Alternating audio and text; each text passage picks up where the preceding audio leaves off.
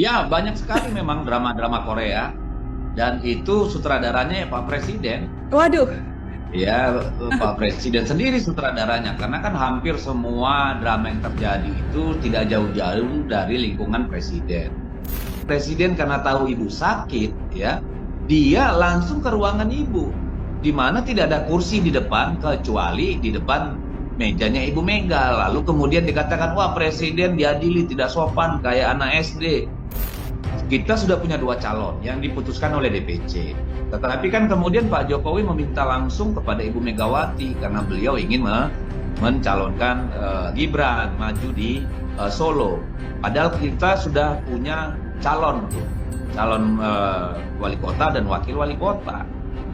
Bagaimana mungkin dia memilih mendukung orang, ya, walaupun secara tidak langsung dengan menempatkan anaknya di dalam kubu itu, ya. Bagaimana mungkin dia melakukan itu? Padahal seharusnya estafet kepemimpinan diberikan kepada mereka yang lebih segar, lebih punya tenaga, lebih punya visi. Bukan orang yang dia kalahkan dua kali dalam kontestasi pemilu. Presiden bisa netral tuh saya kira itu jauh panggang dari api. Karena jangankan dalam kontestasi politik seperti ini, di mana presiden yang sedang menjabat anaknya maju dalam kontestasi sebagai wakil presiden, pertaruhannya kan besar. Pertaruhan kehormatan, martabat, dan wibawa itu sangat besar. Bagaimana mungkin dia bisa membiarkan anaknya kalah? Ya, sebagai seorang ayah, itu tentu sangat-sangat tidak mungkin.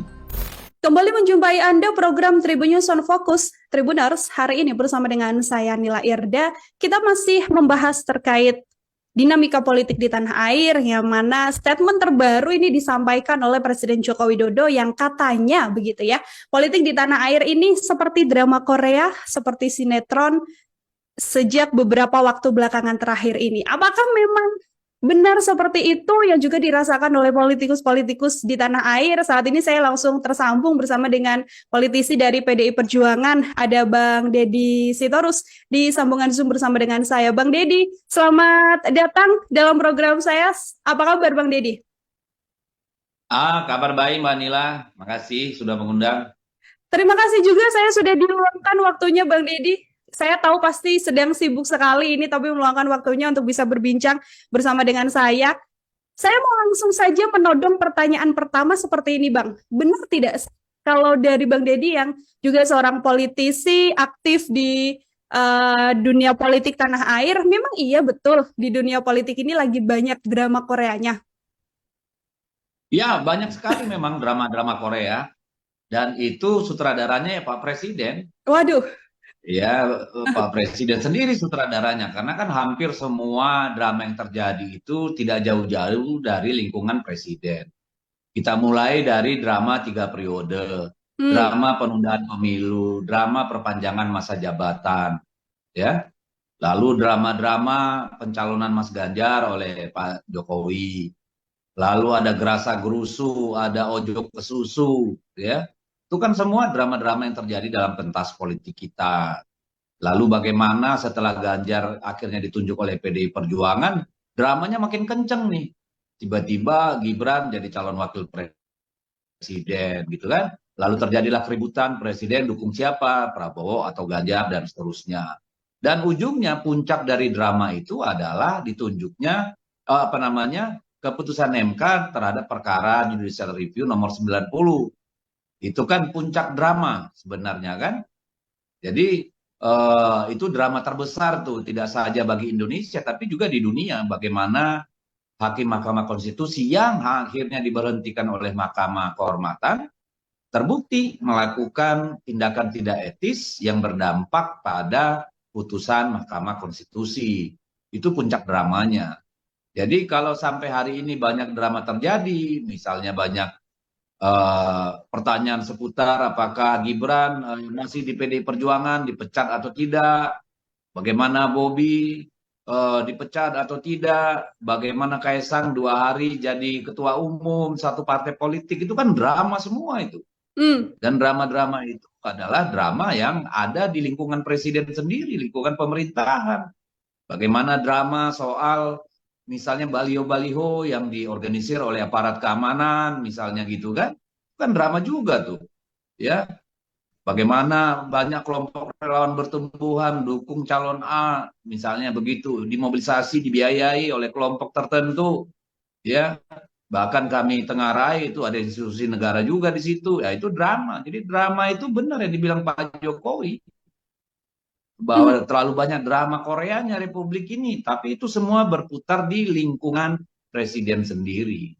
Berputar di lingkungan presiden sendiri, Bang Deddy mengatakan sutradaranya ya Presiden Jokowi. Artinya bisa saya katakan hadirnya Mas Gibran, Mas Bobi, kemudian putusan MK, sampai termasuk putusan MK-MK, ini juga aktor-aktornya juga sengaja dipilih seperti itu, Bang Deddy? Ya, kalau ada yang berpendapat seperti itu tidak salah kalau menurut saya. Karena kondisinya saat ini kan presiden itu begitu berkuasa, ya kekuasaan politik cukup besar di koalisi pendukung Gibran dari sisi parlemen, apa namanya, apapun mereka bisa lakukan, misalnya gitu ya. Lalu dari sisi kekuasaan politik, beliau panglima tertinggi, dia membawahi Polri dan semua lembaga-lembaga penting. Ya tentu saja kalau orang berpendapat seperti itu, saya tidak akan berani membantah gitu, Mbak Nil. Hmm, hmm.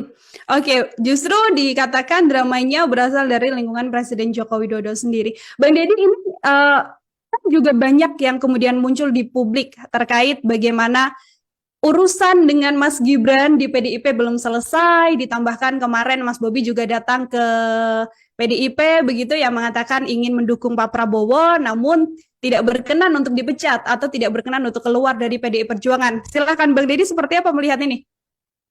Ya, aturan yang ada di PDI Perjuangan ketika seorang kader tidak lagi sejalan dengan garis yang diambil oleh partainya, oleh DPP partai, otomatis tentu tidak lagi menjadi anggota.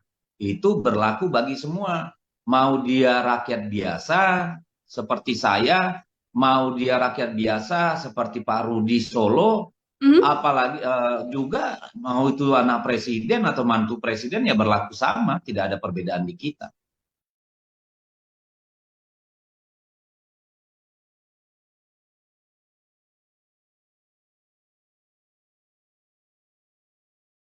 Hak untuk memukul kita. Makanya diberi kesempatan mengembalikan KTA gitu. Nah, itu kan cara kita menjaga kehormatan mereka. Nah, terpulang pada mereka mau mengambil kesempatan itu atau memilih jalan yang berbeda. Karena kan mau mereka nyalon atau apa itu kan hak mereka. Mau milih siapa itu hak mereka. Tetapi ketika itu bertentangan tidak sejalan dengan garis yang diambil oleh partai dan pimpinan partai, tentu mereka harus menerima konsekuensinya sebagaimana yang ada dalam peraturan organisasi di internal PDI Perjuangan. Sudah ada dua kader kan artinya Bang Deddy, setelah Mas Gibran kemarin, sekarang kemudian Mas Bobi, sudah dua orang begitu dan bahkan ini bukan sosok yang biasa saja, anak presiden dan juga mantu dari Presiden Joko Widodo. Apa tidak kemudian PDIP mengubah cara, tidak kemudian mempersilahkan mengembalikan KTA tapi mengambil sikap tegas karena yang kita tahu kan PDIP disiplin sekali Bang Deddy. Ya, kan kalau mereka kita sudah mendapatkan data, melihat fakta-fakta, bukti-bukti, tentu otomatis mereka akan kita keluarkan dari sistem database keanggotaan kita. Mhm. Ya, ini kan sudah zaman modern, bukan lagi waktunya untuk ngeprint pakai printer itu kan merusak lingkungan, Mbak. Ya, jadi saya kira apalagi nanti kirim kurir, kurir pakai BBM. Nah, kan kita dukung Pak Jokowi lah, nggak usah apa namanya menambah persoalan lingkungan hidup kan gitu ya. Mhm. Tapi soal kapan diberikan nanti apa namanya administrasi formal nanti ada waktunya. Itu kan tidak harus terburu-buru ya, tetapi saya pastikan bahwa perlakuannya sama dengan yang lain. Oke, artinya